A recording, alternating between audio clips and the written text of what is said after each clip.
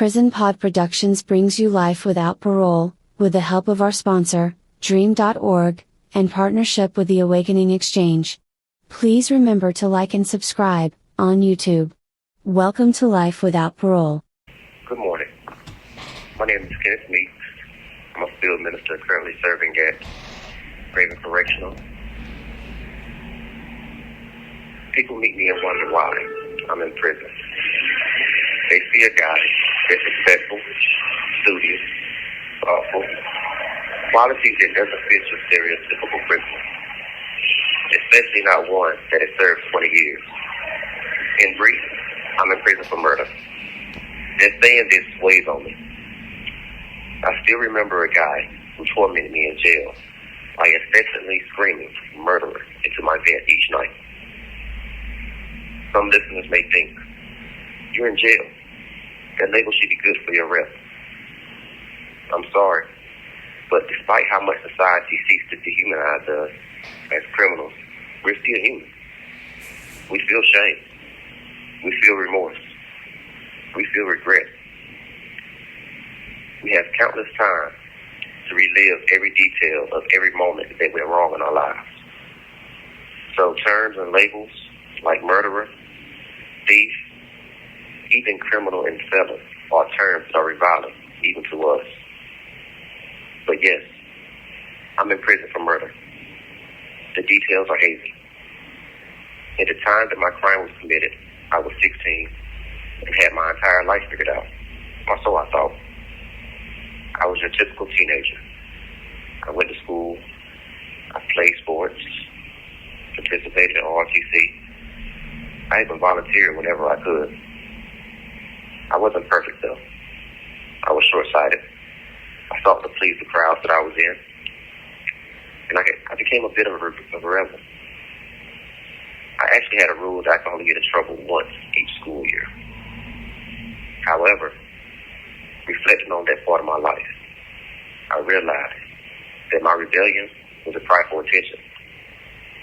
Let's be clear, I have great parents, but in reality, a parent could never pay enough attention to their teenager. My parents worked full-time, then there was a commute to and from work, cooking and other housekeeping. Any parent listening knows that there just isn't enough hours in a day. But as kids, we don't see this. Also, I grew up under the shadows of many accomplishments. My mother put herself through college while working and raising 3 children alone.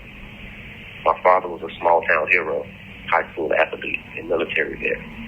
My stepfather was a notable boxer that rose from the street life. The list extends to my other siblings and family members. For me, I felt that I merely existed in a life. It didn't help that my family moved to an area about 3 years before my incarceration. So I was in sort of an alien environment, struggling to make new friends. I remember walking into the gymnasium one evening for a wrestling event. Looking up, I see my name on the golden placard.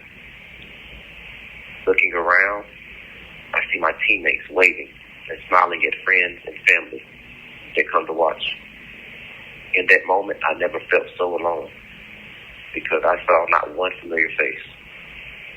After the meet, I showered, went home, warmed myself supper, and went to bed. No one asked about my night. It seemed that no one cared. That's life though, right? When we're doing the things that we should be doing, we get no acknowledgement. It's only when we do the truly amazing things or when we make mistakes that we receive feedback in our life. So whenever I got into trouble, I'd be reprimanded by my parents and siblings alike, as if in those moments I truly matter.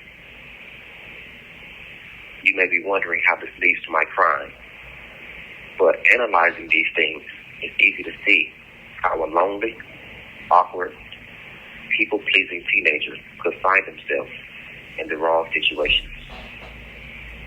I became a social drinker and a weed smoker.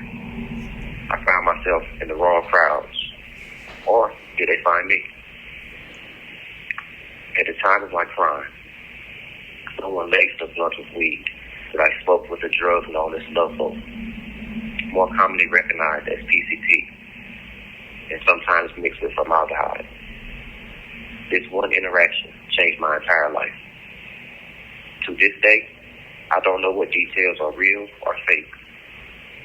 Scenes of that period in my life are like watching an old 8mm film with prolonged gaps between scenes. Make no mistake, I'm not making any excuses. I take full responsibility for what occurred. My parents raised me with morals and ethics. And if it was I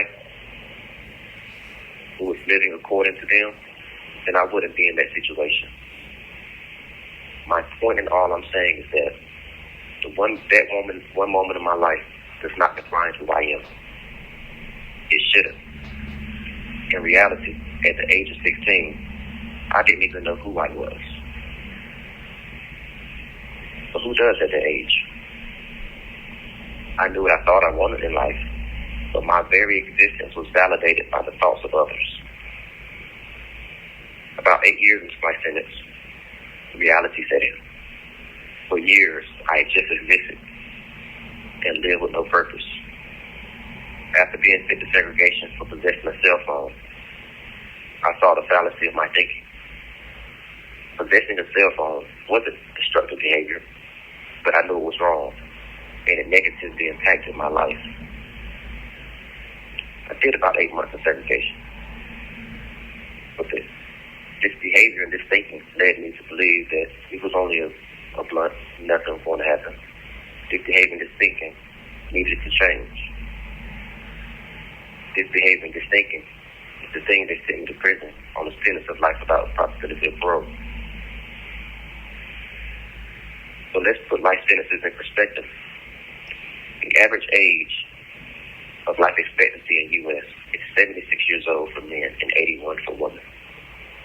In the essay entitled The Hope of a Second Chance, the Morality of Juvenile Sentencing, the author explains that the sentence of a lifelong punishment is an immoral, punitive tactic which annihilates the hope of an individual. Hope is fundamental to living, and a life without hope simply is not worth living. Hope is a necessity which shapes the way each individual sees life. Aristotle expounds, humanity lives for hope, because that hope is of what is to come. To take away a person's hope is to take away their purpose for living. For a child at 16 to look at a lifetime of waiting to die in prison is a long, torturous life. Imagine yourself sitting. Imagine yourself waiting. Imagine yourself being warehoused to die. It's no wonder Pope Francis has dubbed life sentences the hidden death sentence. There are 4 types of life sentences. A de facto life sentence is a sentence that causes the defendant to spend more time incarcerated than they spend in society, typically seen as any time in excess of 40 years. A virtual life sentence is a sentence that the defendant couldn't possibly outlive. For example, a sentence of 100 years, or sentencing a person that's 60 years old to serve 50 years. A life with parole means that the defendant has an indefinite prison term. Typically after a period of around 25 years, their sentence will be periodically reviewed to possibly grant them a parole release. And finally, a life without parole means that the defendant has no chance of being released. They are sentenced to die in prison. Each of these sentences are essentially death sentences in their own way. Sadly, I argue that for every lifer, regardless of which type of sentence they have looked ahead at the vast extent of their sentence, and they have contemplated suicide. I'm not saying that lifers are suicidal. Let's make that clear. However, the sentence makes life seem worthless, and it leaves no room for hope for anything more. Time doesn't stop because we're incarcerated. So we are here as our families age, as our families reach milestones, even as our families die, and we're trapped behind these concrete walls. In the beginning of our sentences, we have emotional support, But eventually the letters and the visits and the answer calls cease to happen. The sentence becomes an endless tunnel without any light at the end. The thoughts of giving up will arise. In prison, there are no incentives for lifers. It is a warehouse of human lives waiting to expire. The policies that prisons make to create rehabilitation programs are designed for people with a release date. Some classes will specifically state that the prisoner must have less than a certain time to participate. Others would have a limited amount of slots, and as the roster fills, administrators will favor shorter sentences. It creates the question of what is the purpose of prison, retribution, or rehabilitation. For lifers, there is no need for rehabilitation if the system calls for the defendant to die in incarceration. However, for defendants with the opportunity of being released, the system is geared towards rehabilitation if the person wants it. So why do lifers find a positive change? In short, facing a life sentence causes the individual to value the fragility of life differently. Each person's journey to finding a purpose is different and personal to them. When I came to prison, I didn't want to be the stereotypical jailhouse preacher. I was raised Baptist, attended church, even was an usher and then the choir for a period. Coming to prison, my mom called for me to strengthen my faith. However, I ran from the Christian faith. I studied Rastafarianism, Islam, even more science, thinking that knowledge would increase my faith. I then immersed myself in academics, gaining 2 associate degrees, a bachelor's degree, and over 16 certifications. But I didn't find faith in the knowledge. However, I did learn that I love to learn. Also, my journey through different faiths enabled me to understand other worldviews. During my 8-month stint in segregation, I got to know myself and discover my purpose in life.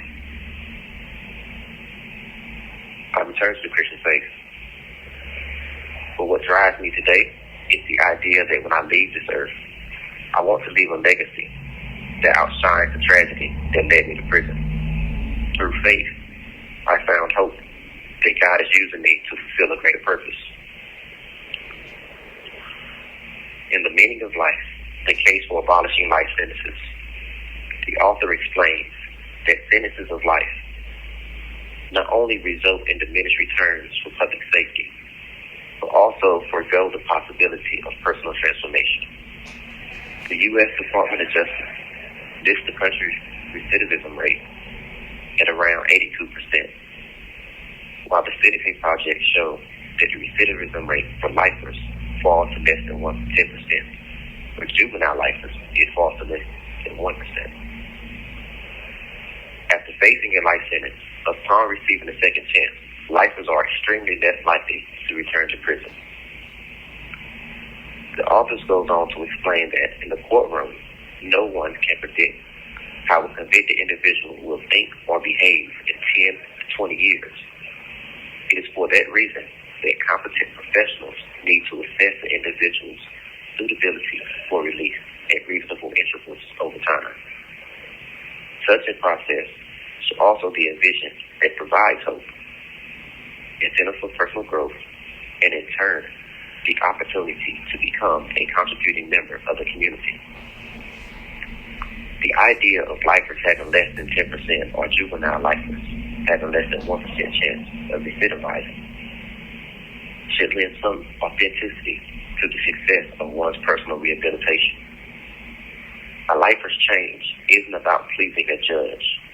It isn't about pleasing a hearing officer or parole board. A lifer's change is about finding hope and finding a purpose for living.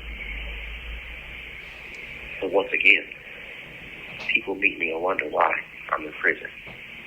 Unfortunately, for me, prison was a part of my journey. And in this place, I found my purpose. Through the years, and through the thousands of testimonies of tortured souls that I've heard, I found the direction of my life. Through faith, I have found a renewed hope, and I'll live the remainder of my days with a purpose. Now I have a quest to help others that are lost or at risk of going off course. It's to help them find that direction also. Thank you for listening to Changing Lives, Changing Lives. You have been listening to The Prison Pod, a podcast not just for those in prison but for anyone who has been affected by incarceration. Ms. Valerie would love for you to write to her with your questions, comments, and show ideas. The address is Prison Pod, Post Office Box 294, Orono, Maine. 04473.